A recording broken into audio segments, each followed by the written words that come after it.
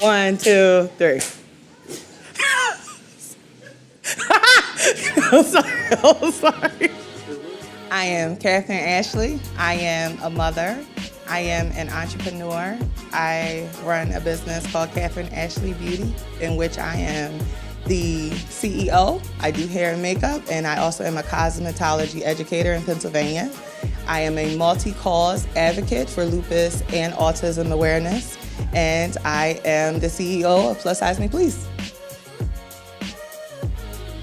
I found out that I had lupus last year after being misdiagnosed and having a lot of ups and downs with my health for over 10 years. And I finally figured out what happened.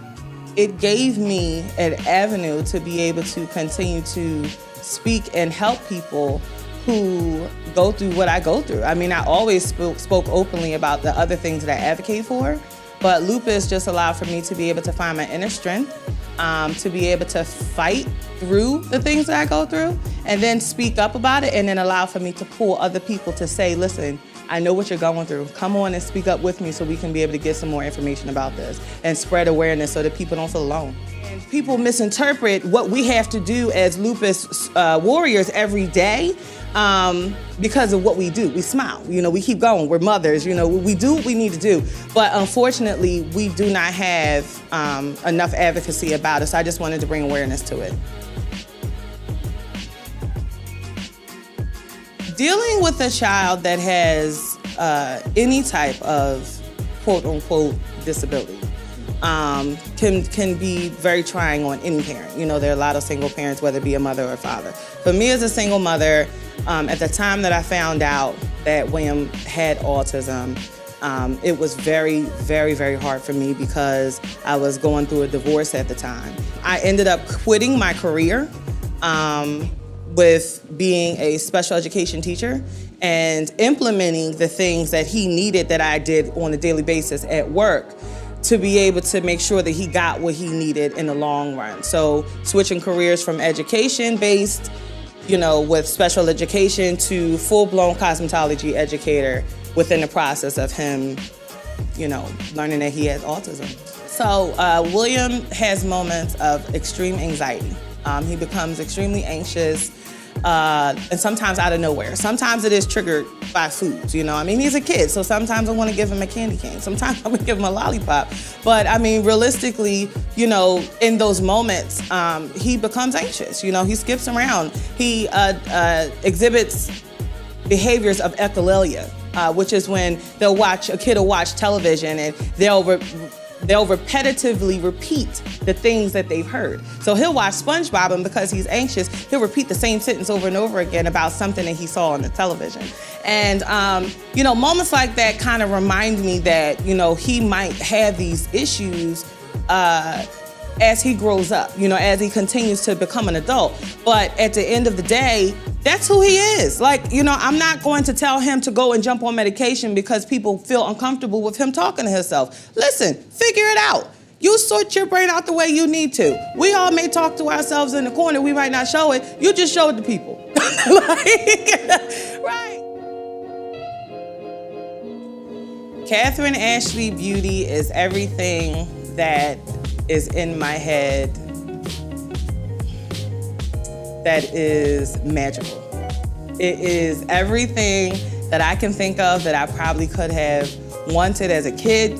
Probably something that I would envision for somebody and just be like, I just want to throw glitter on you. It's everything that I would have wanted to be able to put in a storybook. Or, I create things that are not just the typical vision for the everyday person. What I create is glam, I create visions, and I create storylines, and I create so many things that allows for people to be able to take whatever they're thinking in their head to a new level. I need for what I feel to show, whether it be on a canvas, whether it be in a photo shoot, whether it be on a video shoot. I don't care where. I need it to show that everything in my head is being put out so people can see what I love to do. Plus Size Me Please is my baby. is something that I decided to come up with because we needed more events here in Philadelphia. It's an inclusive brand that includes men and women of all sizes to be able to get together and celebrate their bodies no matter what you look like. I wouldn't care if you were a size 2. If you like yourself and you're not going to hate on the one who's bigger, then you need to come out and have fun with us too. But we don't have a lot here in Philadelphia that brings us together. It's like a pageant here, a fashion show here, but it's not collectively considered to be all inclusive. Let's all get together, let's all have a good time. What I didn't know about doing a brand like that was that it would end up traveling so far. Within a year, we went up and down the East Coast. So our most recent event that we had, which is like the big event of the summer, the Plus Size Me Please Swim Soiree, I can't even tell you. Like, it was so many people and they came from up and down the East Coast. So now instead of it being exclusively promoted event for Philadelphia, now it's starting to turn more into a national brand versus just a brand that was meant for Philadelphia.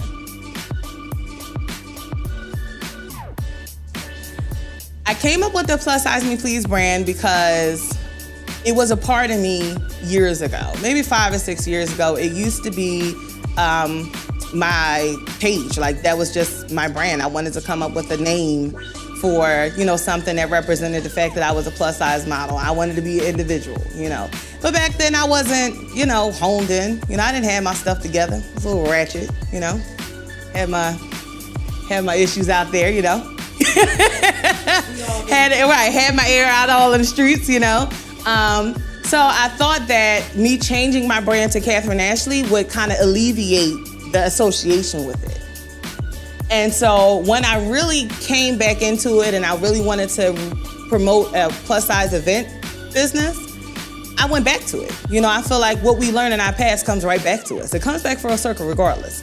And I feel like when I was coming up with a name, I said, listen, this is me. Like, this is who I was. Like, it exudes everything that I've done and where I come from. So why wouldn't I go back to that and bring it back full circle? I've been dipping in hair since I was, I want to say maybe 10. Like, doing the neighborhood kids and, let's try this and let's do that. And then it went from that to high school, and from high school to my girlfriends. And, as time went on, it just was always a part of my life. It wasn't until, like I said, that I found out that my son had autism that I completely switched careers and realized that this can actually be something that pays my bills. I didn't take it seriously until then. It was just extra money. I educate on overall health. That's just the honest truth. My label was cosmetology educator, but I make sure that people are being educated about mind, body, and spirit, which is one of the reasons why all my brands come together. Because you need to worry about your body. You need to love your body because you only get one.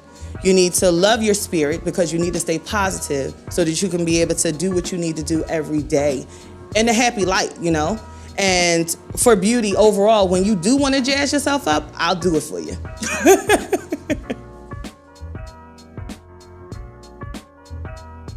Okay. I'm a rebellious spirit. Let's just put that out there. And I was coming out of an abusive relationship, and to be honest with you. And this guy did not want me to model. I really wanted to try it.